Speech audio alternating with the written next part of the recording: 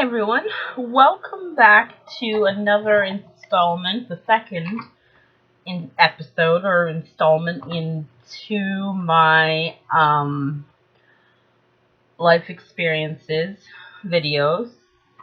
Um, so this one is a little bit. It's not a deep warning trigger topic. This one, I will start from the beginning of why I why I had this stuff done. So, a year and a half ago, yeah, because the current person I'm with, it's not a year yet. It'll be a year in May. So, yeah, the previous relationship I had, we were getting pretty serious. We were thinking about having children and getting married and all that, and we were, adults. You're intimate. So, him and his parents thought it would be a good idea to have testing done, for me to have genetic testing done, because my ex had testing done and he had a genetic test done, and it found out that he had some genetic things wrong that could cause problems for children in the future if he were to have kids. So I thought about it for a little while. I'm like, okay, fine, I'll do it. But then I went, it was time for me to go, and things started to go weird, and he's like, well, why can't you go by yourself and all this? And I was starting to get mad because I was like, well, hold on. You and your parents wanted me to go and have this testing done, and you can't take one day off school to go with me because you wanted this done? So I got a little upset. I was mad. And I went to my mom. I'm like, okay, this is what's going on right now. His parents are saying no, he can't go with me. He's going to be missing school previous, so it'll be too much stuff going on. And so I told her, and she said, fine, let me know, and I will then take the day and we'll go. So my mom and I started planning how we were going to go there and what modes of transportation we were going to take, because neither of us drive. So we were going to take the bus from my town down. So I live in Ontario, Canada, and I live about an hour to an hour and 50 minutes away from Toronto. I'm north of Toronto. So I looked and I'm like, okay, Mom, this is how much it's going to cost for us to take the bus from our small town to Toronto, and then a return ticket back, because at that time I was just looking at the bus for my mom and I. And then he went and he talked to his parents, and he said, no, look, I'm going. We wanted her to have this done, so it's only fair that I go with her. So he ended up going with me, so it changed. So then I ended up going to a town that's about 45 minutes away and taking the GO train from there to Toronto, and then from Toronto back. And my dad picked both of us up at the GO train station in the evening. So we did that. So I went down and I talked to them. They asked me history, like if there was any deaths in the family, what were they related to, how many people were on each side of my family. Sorry about that. You can see my cat. She's being a pain. If there was any kind of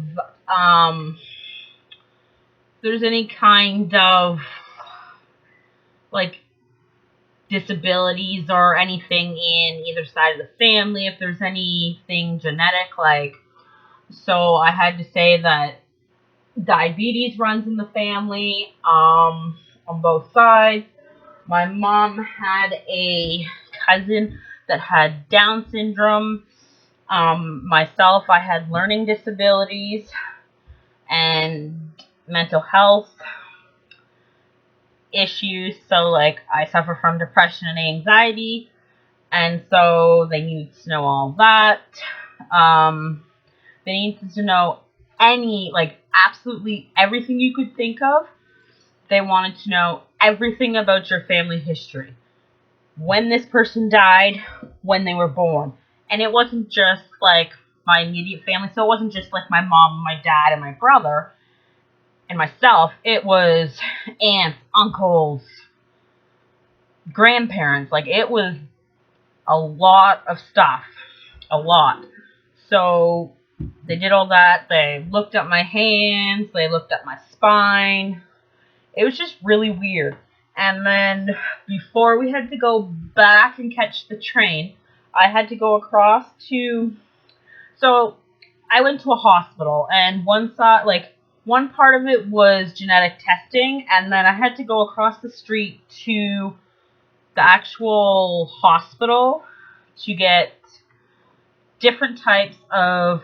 So I had like 6 vials of blood taken for different tests and a urine sample. So they did that. They sent it away. They then contacted me to set up a telehealth conference because it was easier for me than trying to go back to Toronto. So I had a telehealth conference in a town that's just like 10 minutes away from me at the local hospital there. So I went and I did that, and they told me the results. Everything was fine. They didn't find any genetic things wrong with me. So the genetic testing came back negative. But then as we got into talking more and told them that I was no longer with this person that they had on file and was a patient of theirs as well, I was no longer with them. It was just myself. So, but I wanted to still know information and stuff. And so they gave me the results. And then what happens is the genetic counselor that did the information, like gave me the results of the genetic, goes to the doctor that's on staff in the genetics clinic, and they talk, and then they come back, and then she comes in, or he will come back. It was a guy, so he would either come back in or she would come in because it was a female doctor. So what ended up happening was, while they were off talking, they thought of another test that might explain my learning difficulties and my mental health status. So they decided if there was enough blood still on file at the hospital where I had the blood work done, they would send it off for that specific test. So they did that. A couple months went by. Was it a couple months? Or was it like... Let me see here. Yeah, it was a couple of months because I got information in like April or May, and then about not having anything wrong, genetically wrong, apparent. But then when they sent for this test, I talked to the people. So yeah, it was January, February, and March. I went and talked and got the results of the first part. Then in May, I ended up having another telehealth conference to find out the results of the other test that I had done. So the other test came back. So what they tested for was Fragile X syndrome. So it came back showing that I am a carrier of Fragile X syndrome, or short form FX. So I have information that I'm going to read off and then explain it in terms so that you're able to understand, so it's not the medical, technical jargon.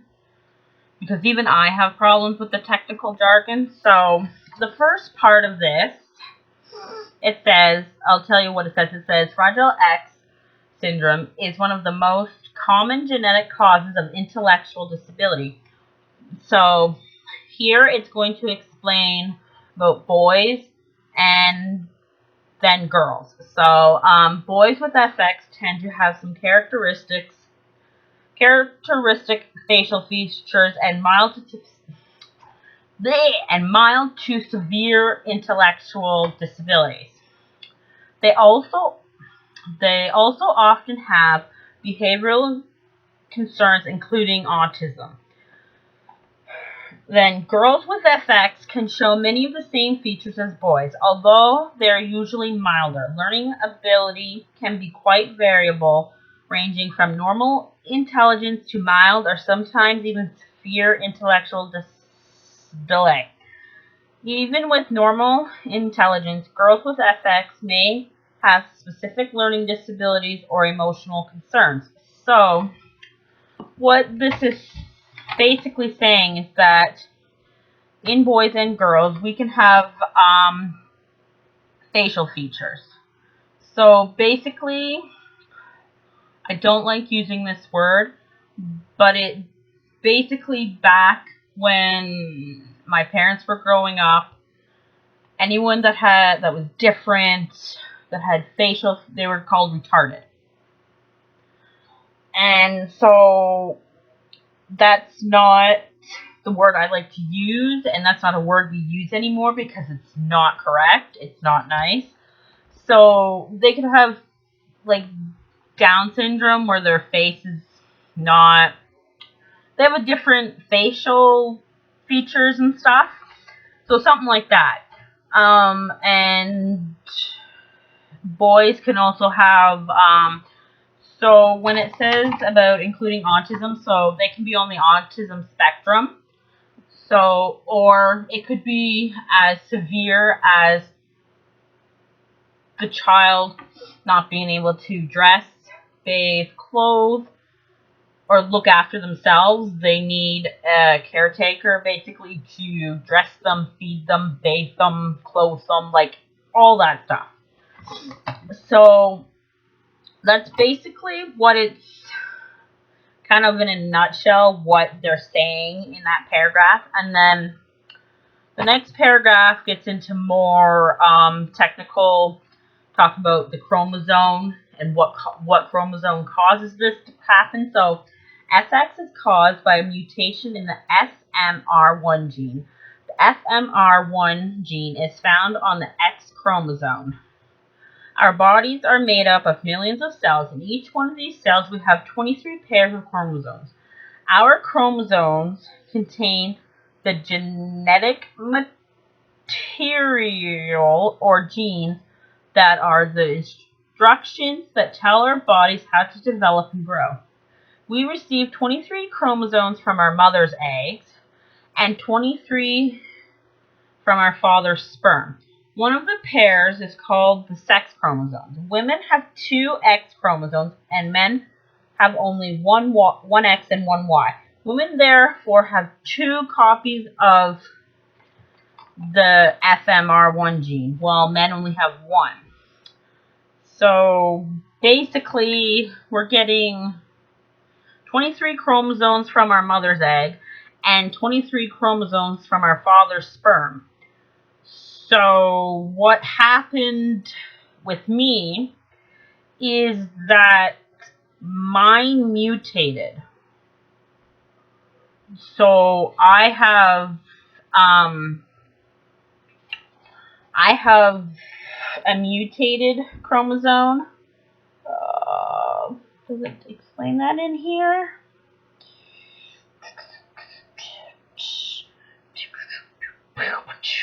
Okay, I can't seem to see if it explains it in here. It might when we come across it, but I can't see it right off the bat. So, okay, so, Okay, here it is, sorry. When there is a mutation in the FMR1 gene, it can stop the gene from working properly. Since males have only one copy of the gene, a mutation results in no working copies. So that means that if they received 23 of these chromosomes, the 23 chromosomes from the mother and 23 from the father, and say the mother's chromosome X doesn't work properly, then it cancels out the father's as well. So then none of them work. So so then what happens is, because women have a second working copy of the gene, having a mutation typically causes milder symptoms of FX or no symptoms at all. The mutation that causes FMR1 related disorders is called a repeat expansion. So basically, you get a repeat of the X chromosome or the FMR1 gene. So they checked mine. So it says here, we checked your FMR1 gene for repeat expansions, and you are found to have 64 repeats and one copy of your gene. So instead of having 23 and 23, I had more than that in one of my X chromosomes. So it means here, okay, gene 1. This tells us that you are a carrier. It says that I'm a carrier, but you do not have full Fragile X syndrome. People with full Fragile X syndrome typically have a larger number of repeats. The normal number repeats is less than 45. We did not discuss repeat expansion in detail when we met, but would be happy to discuss further if you're interested. So, I'm just a carrier. I don't have the full Fragile X syndrome, but the normal, like, the total number is less than 45 and I have 64. So I don't have that much more over, like I don't have over 200. So I'm just a carrier. So the next part of this talks about what will happen if I become pregnant, because I've always wanted children, and I'm at the age now where I want to settle down and have a family. So the next part here explains that. So when a woman is a carrier of FX, there is a 1 in 2 chance, so 50% chance that she will pass down the X chromosome with the FMR1 mutation to each of her children. It is possible that the mutation may become more severe when passed down to her children. It may expand to a larger number of repeats, which can cause the full effect. However, this does not always happen. Her partner will pass down either his Y chromosome to their sons or his X chromosome with a normal gene to their daughters. Therefore, in any of your future pregnancies, there will be a 25% chance of having a son who has FX or is a carrier, and a daughter as well. Okay, so then it explains here. So then the second part of this is a 25% chance of having a son who is not affected or a carrier. So what that means is I have a 1 in 25% chance that my son could end up having it or be a carrier, or a 1 in 25% chance that my son could be normal and not get the mutated gene from me and be normal. Normal in the sense that he doesn't have FX.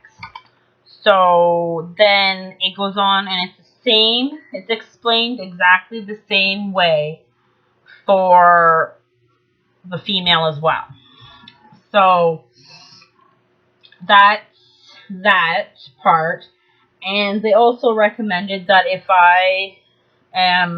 I'm thinking of planning a family, I have to return. They recommend that I return to them to discuss options in detail because there are tests and stuff that they can do to find out. Oh no, sorry, that's with my ex. There was a test. Oh no, here it is. No. Okay, because with my ex, there was a chance they could do a test that would tell him. Oh no, sorry, I'm getting this all so confused. I'm so sorry. Okay, so yes, there is a chance that they can do a test for me at 12 weeks. They can go and take a needle and put it into my stomach and pull out some of the fluid out of my pregnancy, so out of the embryo stuff, and they can send it away to find out, and then I can decide at that time whether I want to, if it comes back stating that the child has it, then it's my choice that I can either terminate the pregnancy at that time or continue on with the pregnancy. And on that topic, I understand some of you might be thinking, what the hell? You could abort a baby? Or the opposite way, what? You're not going to? What the heck is wrong with you? And this is my choice, and I do not believe in abortion. I never have. I've always said that I would have a child no matter what. It didn't matter if they ended up having a disability, because think about it. We're in an age now, and an era now, where there's so much help out there for children or for adults. There's so many services that you can access. Yes, some of them can be very difficult, but there are services and access.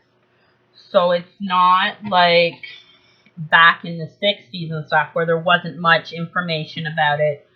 There wasn't much advancement, where there's so much advancement now that the child could lead as normal of a life as it can with the circumstances. So there's that. And there's also there's another part here. So there's another part. It is important to note that carriers of FX have a higher chance of developing some other health concerns. So this one here is female carriers sometimes go through menopause at an early age than expected. So for me, my mom actually thinks that she might have the same, like, have XX as well, but she doesn't know because she hasn't had any testing done. But it would explain it because my mom went through menopause early. She was finished by 40. And so it could make it to where I have to start thinking about having children in the next 10 years because I'm 30. But maybe even less than that because of the chance of me going through menopause early. Sorry about the cat's tail. She's being a pain in the butt. And I'm sorry if you can hear her. She's in heat. But anyways, yeah. So I could I could go through it at 40. And then usually I cannot become pregnant. Okay, and then there's also a thing called primary ovarian insufficiency, or POI. Given that you're at increased risk to develop POI, you may wish to consider planning your family at a younger age than you might have otherwise. And then the second part of this here is both females and male carriers can develop a condition called Fragile X associated tremor or ataxia syndrome. So what it basically means is there are a lot of other syndromes and other diseases that cause tremors. So shaking, constant shaking. And so this can cause that. I could develop this. I could also develop the most common set is tremor, shaking, and difficulty with balance. I could also have problems with balance. These symptoms typically start after the age of 50, and become more severe over time. Other symptoms that can develop include slowed movement, muscle stiffness, memory loss, difficulty with thinking, numbness in the hands and feet, leg weakness, bowel and bladder problems, which, now that I think of it, could explain why I have bowel problems. I should mention this to my doctor. My doctor, it's weird. I don't think she has this information, so I may have to make a copy and mention that to her and see if that could be a problem of why I'm having difficulty going to the bathroom. Most people with FXTAS do not develop all of these issues. More typically occurs in men. So this tremor and ataxia syndrome is more common in males than it is in females. Females can get it, it says in here, and sometimes develop some symptoms. But the symptoms are usually milder and start at a later age than men. If you start to develop any of these symptoms, you should ask your family doctor for a referral to a neurologist. Oh, yay. And then the bottom part just goes on to say that they are more suspicious that it was my mother is the carrier, and she passed down the Fragile X, the mutated gene to me. So yeah, so basically what this means is that this experience was a good one, but also, like, I'm glad I finally know what's wrong with me, because growing up, I always had learning difficulties. I never understood why. And then having mental health problems as well. I couldn't figure out what was wrong, why I was having these problems, and people wouldn't listen to me. They'd be like, there's nothing wrong with you. You just have some learning difficulties. That's it. There's nothing wrong with you. You don't need help with services and stuff like that. But then from doing this experience, I'm glad that I did it and that I still, like, I went through with it anyways and had the results from this test done and told me what the results were from this test, because now I have to think more seriously and more cautiously of what I want and figure out what my options are. So yeah, it's a difficult decision because, yeah, some of you may be sitting there thinking I'm being selfish with wanting to have a child and being selfish that this child could have a disability. But it's my choice. I want to have children. I want to be able to have kids and watch them grow up and get married and do things what they want to do in life. So I hope this video explains a little bit more of what this is, and if any of you are newly diagnosed, you've had testing done, or you think that you notice certain things with your child, it's a little off or whatever, please fight for your child. If your child is struggling in school, get the testing done that they need to find out if they have learning disabilities or anything. Get genetic testing done. If it comes back that there's nothing wrong, then that's awesome. Oh, my cat decided to say hello, everybody. Sorry about that. So, yeah, so just please get testing done if possible. Always fight for your child in school. Never let them fall through the cracks. That was one thing my parents never did with me. They always fought for me in school. They always made sure that I didn't fall through the cracks when it came to my learning and my learning disabilities and difficulties. So I hope you all enjoyed this video. I'm sorry if it was a little boring and dry, but this is my experience, this is what I'm experiencing, and this is what I have to deal with now, and it's part of my life. This doesn't define